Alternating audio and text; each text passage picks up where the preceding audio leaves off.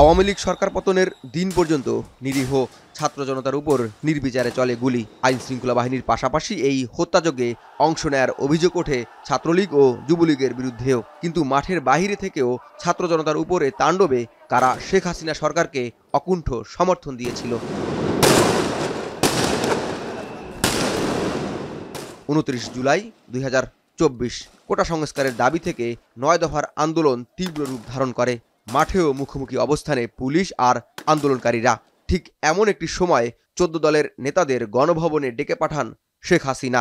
তাদের সাথে দীর্ঘ বৈঠকের পর ছাত্র জনতার আন্দোলনকে আরো কঠোর চোখে দেখে সরকার। 14 দলের যারা শরিক আছে অনেকেই আছে যারা সরাসরিভাবে আওয়ামী লীগকে সাপোর্ট দিয়ে গেছে, তাদের আলাদা দল হয়েছে, কিন্তু 14 দলে থাকার কারণে হোক বা নিজের উৎসাহের জায়গা থেকে হোক তারা আওয়ামী লীগকে তারা সাপোর্ট দিয়ে গেছে সবসময়। 2008 থেকে 2024 সাল টানা 16 বছর ক্ষমতায় বাংলাদেশ আওয়ামী লীগ। দীর্ঘ এ সময়ে দলটির জোট সঙ্গী হিসাবে কাজ করেছে হাসানুল হক ইনুর জাসদ, রাশেদ খান মেননের ওয়ার্কার্স পার্টি, আনোয়ার হোসেন মঞ্জুর জেপি এবং নজিবুল বশর মাইজভান্ডারির তরিকত ফেডারেশন সহ 14 দল।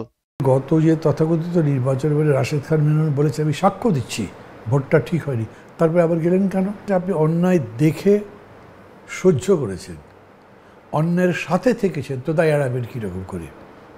আপনি থাকতেন না, 14 দলে থাকতেন না, জোট থেকে চোর বেরিয়ে আসতেন।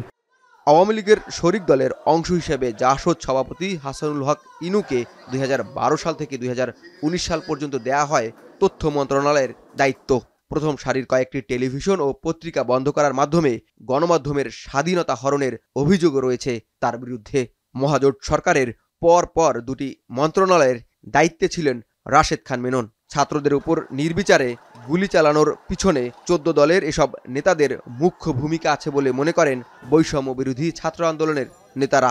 14 দলের যারা সবাই এটার সাথে ইনক্লুডেড, তারা সবাই এটাকে এই যে আমাদের পুরো আন্দোলনটিকে আসলে মানে ধামাচাপা দেওয়ার জন্য এবং আওয়ামী লীগকে আরো রেডিক্যাল করার জন্য, আমাদের উপরে হামলা চালানোর জন্য প্রেশার ক্রিয়েট করেছে।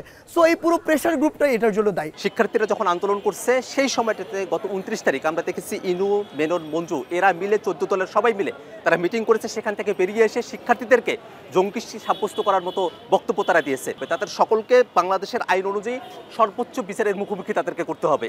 আন্দোলন দমন করবার জন্য চূড়ান্ত অমানবিক ও মানবতা বিরোধী কাজে আওয়ামী লীগের সাথে এর শরিক দলগুলো জড়িত। তাই দলগুলোর দায় এড়ানোর কোনো সুযোগ নেই বলছেন এই নেতা। এই আন্দোলনটা যখন চলছে তখনও 14 দলের বৈঠকের কথাটা খেয়াল করেন, তারাই তো সাজেস্ট করেছে কারফিউ দিতে। দায় তারা তো কোনোভাবে এড়াতে পারেন না, কারণ তারা এটার সাথে ছিলেন, শেয়ার করেছেন। সর্বশেষ আন্দোলন দমন করবার জন্য সরকার যে একদম চূড়ান্ত অমানবিক কাজগুলো করেছেন, মানবতা বিরোধী, এগুলোকে তারা তো অ্যাপ্রুভ করেছেন। 14 দলের মিটিংয়ের যে রিপোর্ট বাইরে এসছে তাই বোঝায়। তো এটা কিভাবে তারা এড়াবেন? এটা এড়াবার কোনো সুযোগ নেই। এমন অবস্থায় আওয়ামী লীগ ও 14 দলের রাজনৈতিক ভবিষ্যৎ নিয়েও উঠেছে প্রশ্ন। এত ছাত্রকে মেরে ফেলেছে, এত লোককে মেরে ফেলেছে, মানুষের ভিতরে তাদের প্রতি যেরকম রাগ, ঘৃণা, ঘুরে দাঁড়ানো তাদের জন্য আমি মনে করি ডিফিকাল্ট। ওরা ঘিরে গেছে জনগণের নজর থেকে, এরা আর কাম ব্যাক করতে পারবে না। আর এরা তো পলিটিক্যাল পার্টি মানে কি, এই 14 দল এরা তো আওয়ামী লীগের লেজুর। বঙ্গবন্ধু এভিনিউয়ের আওয়ামী লীগের কেন্দ্রীয় কার্যালয় এভাবেই পুড়িয়ে ভস্ম করে দেয় বিক্ষুব্ধ ছাত্র জনতা। সরকার পতনের খবর সারা দেশে ছড়িয়ে পড়তেই আত্মগোপনে যেতে থাকে আওয়ামী লীগ ও এর শরিক দলের নেতাকর্মীরা। রাজনীতি বিশ্লেষকরা বলছেন, গণহত্যার দায়ে যে সকল দল ও ব্যক্তি জড়িত তাদের দৃষ্টান্তমূলক শাস্তি দিলে এমন ঘটনার আর পুনরাবৃত্তি হবে না। জাওয়াদ মাহমুদ, এখন, ঢাকা। 250-টিরও বেশি ডিজাইন অপশন নিয়ে ওয়ালটন স্মার্ট ফ্রিজ, বোঝে আপনার প্রয়োজন।